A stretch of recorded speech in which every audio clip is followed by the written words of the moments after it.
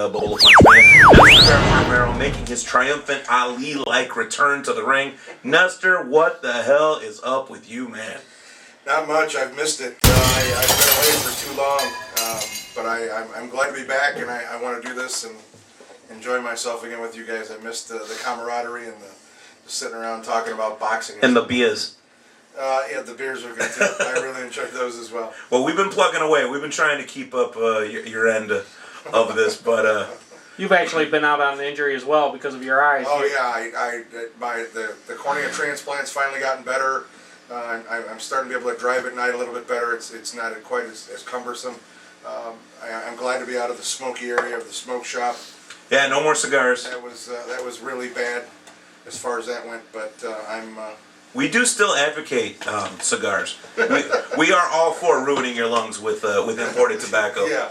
And hopefully now that we have a new president, maybe we'll get some legalized. Yeah, we'll get sooner or later. Yeah, they'll be $85 a stick, but what are you gonna do? No problem. Legalize what? Cubans, yeah.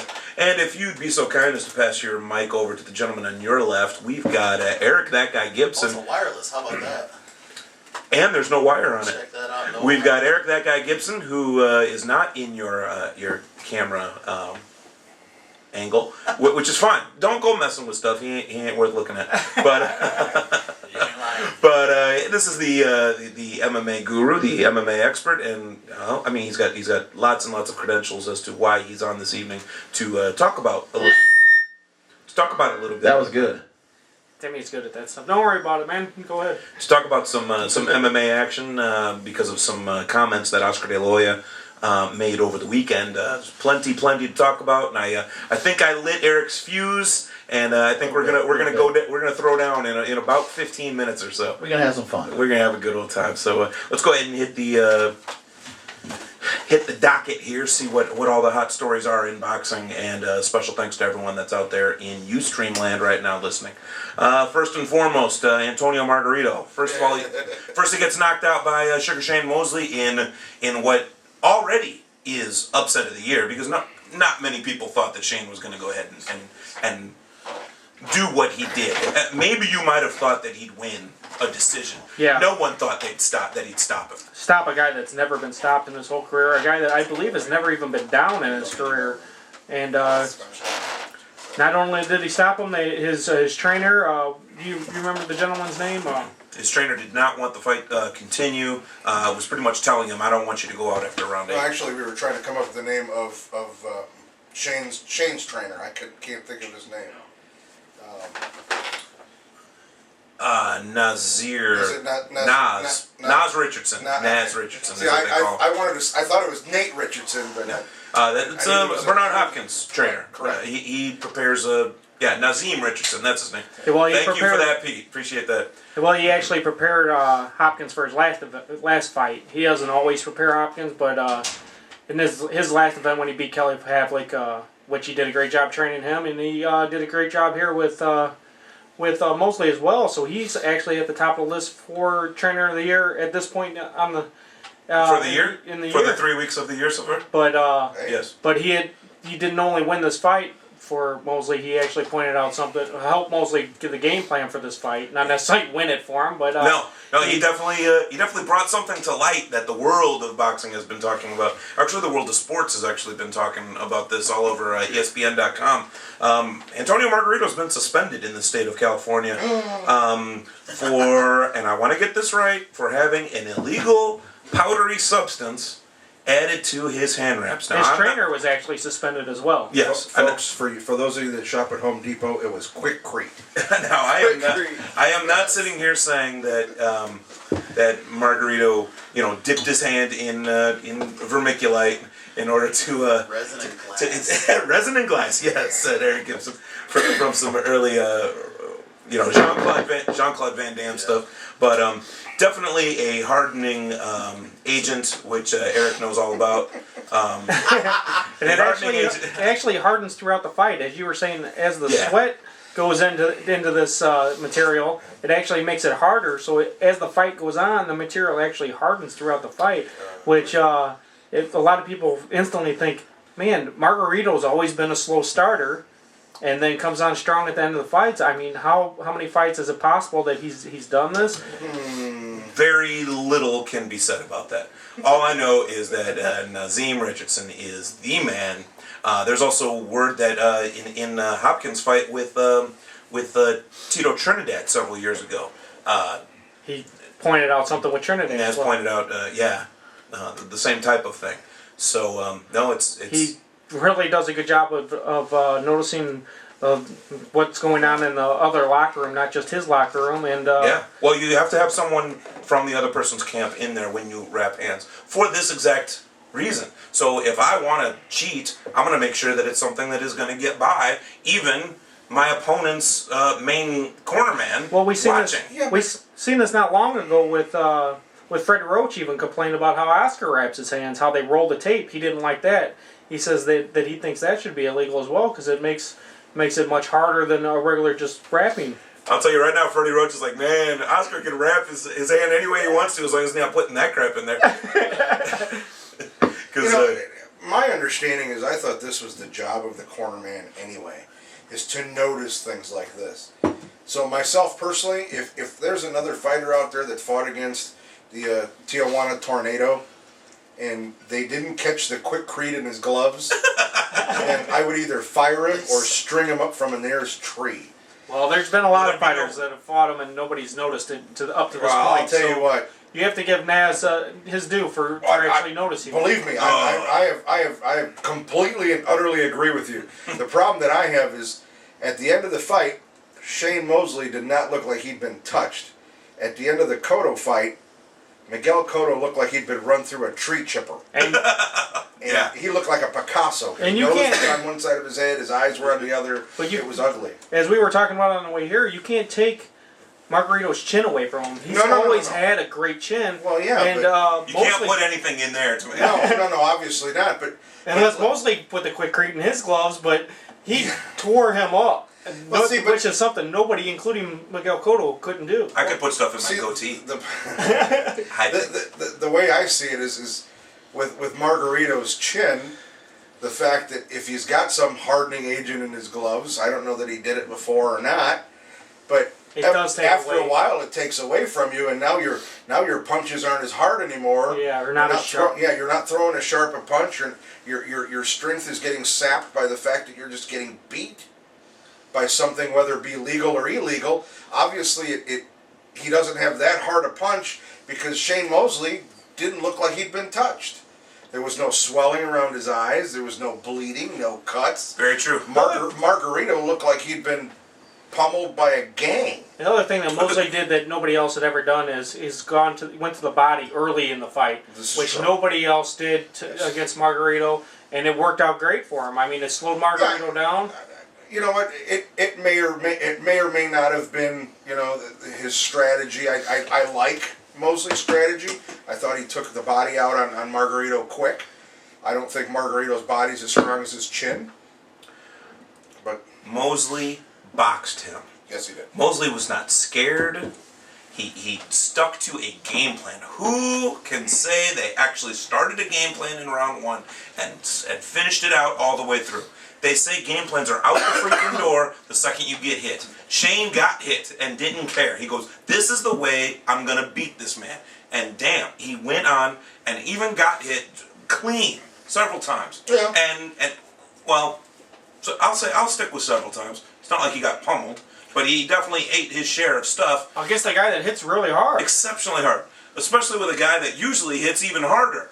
Exactly.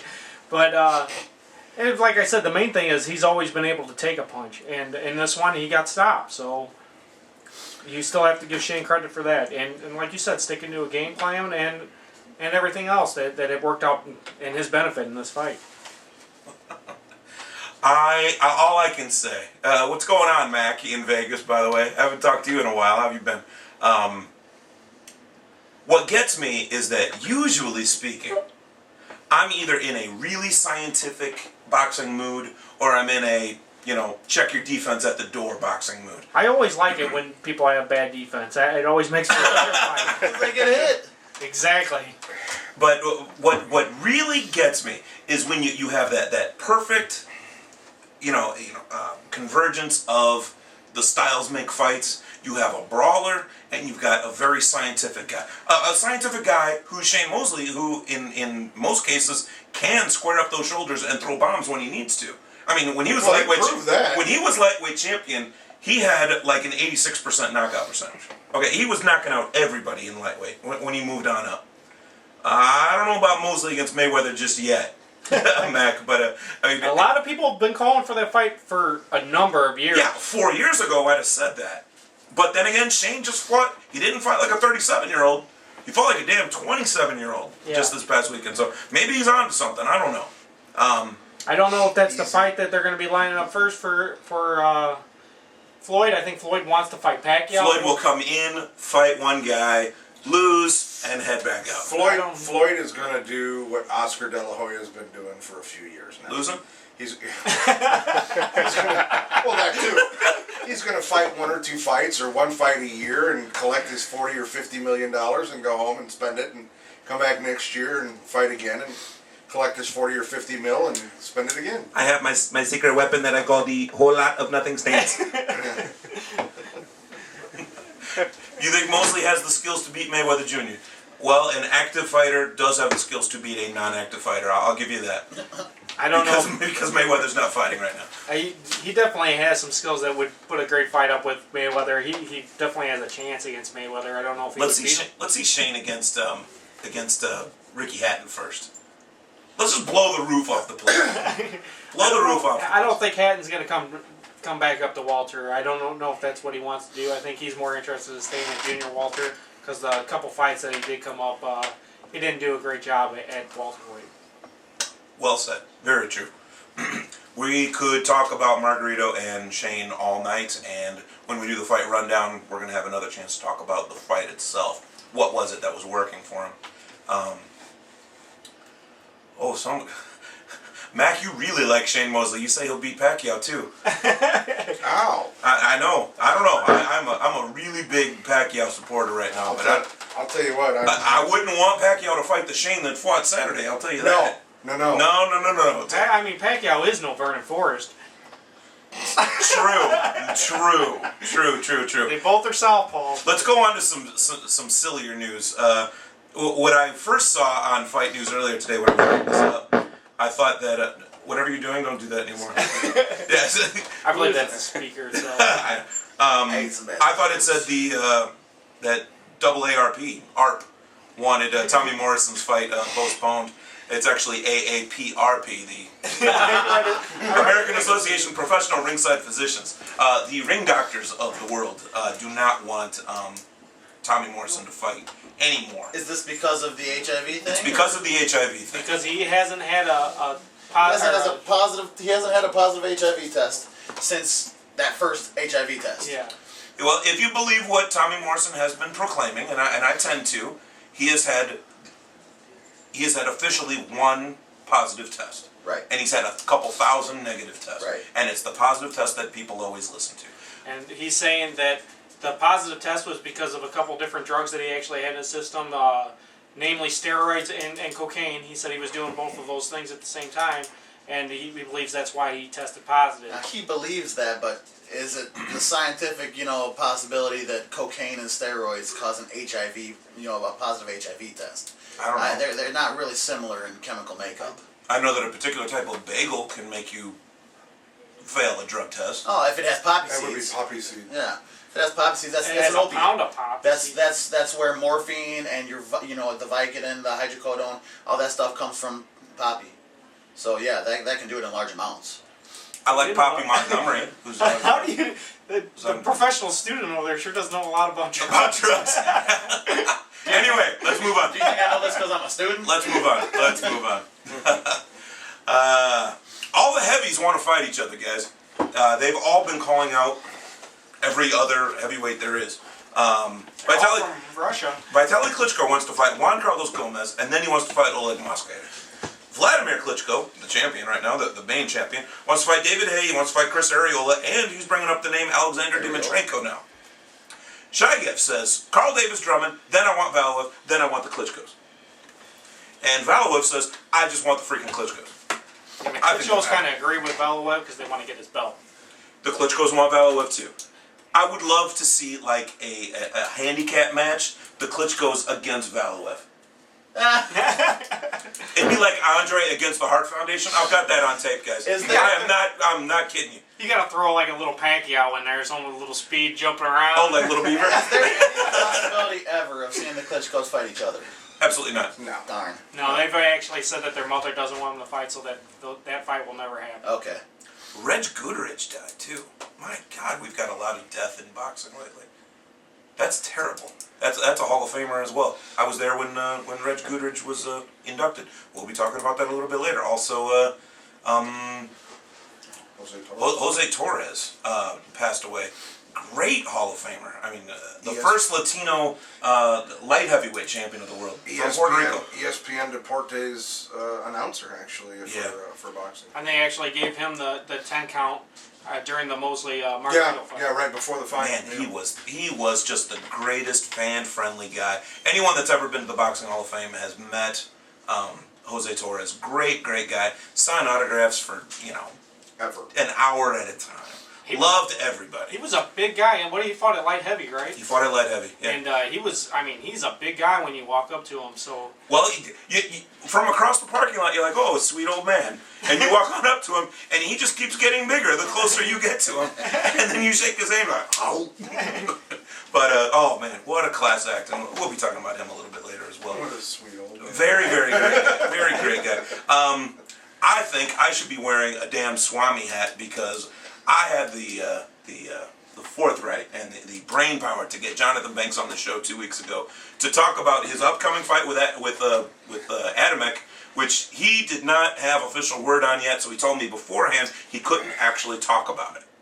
It's pretty exciting to see that they're going to get in the ring together. 4 days later, they made it official. So it is official. Thomas Adamek and Jonathan Banks are going to be fighting on Friday, February 27th at Newark's Prudential Center in Newark, New Jersey. And Jonathan Banks is kind of an underrated fighter. A lot of people haven't seen him fight. Not nearly as many people have seen him fight as they've seen Adamek fight. True. And I think if you're looking for a bet, you're going to be seeing a guy that's going to come in there very low on the cards because a lot of people don't know about Jonathan Banks, don't know how good he is, and it's hard to say that Adamek doesn't have a chance against this guy because Adamek's a great fighter, which he proved, especially in that fight with Cunningham. Oh, fight of the year.